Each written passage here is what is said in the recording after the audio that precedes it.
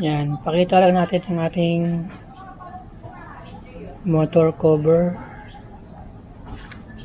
Tatapos lang ng malakas na ulan eh.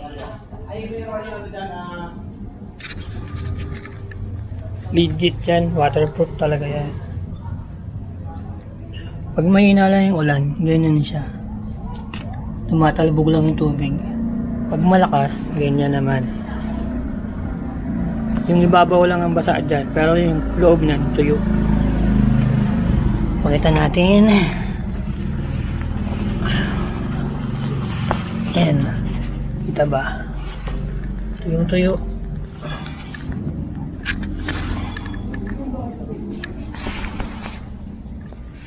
Tuyong tuyo yan. Hindi yan naghahamog.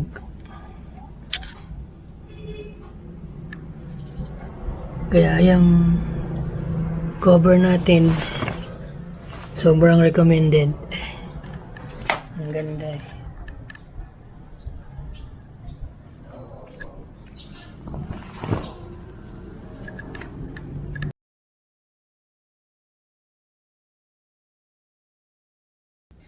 Papakita ko naman sa inyo yung isang pinaka nagustuhan ko dito sa cover na to. Wait na nga. Makanto kasi yung motor natin eh. Madaming sinasabitan.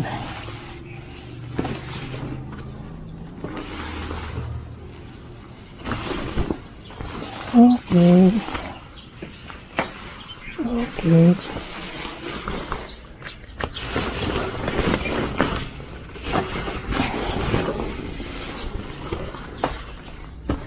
Yeah.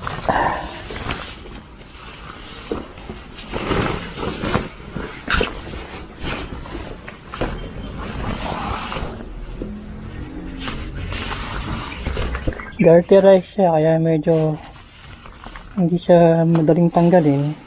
Saka maganda yun kasi hindi siya lulupain ng hangin pag malakas yung hangin.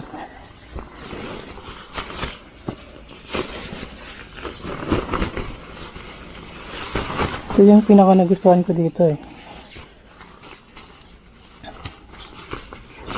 Nung napanood ko to sa video ni J-Mac, sold sa akin, sold kaagad eh.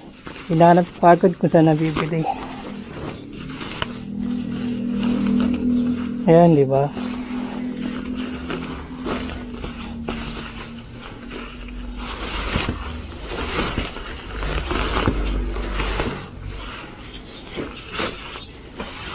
Ayan, ang galing, di ba?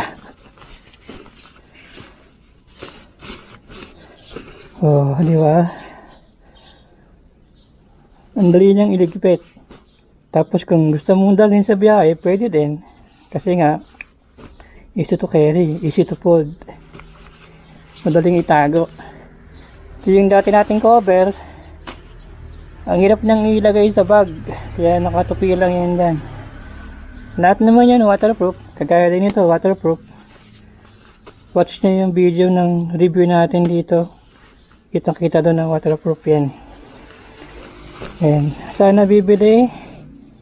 Yan. Search nyo lang yung kanilang Facebook page. Diyan yan nabibili.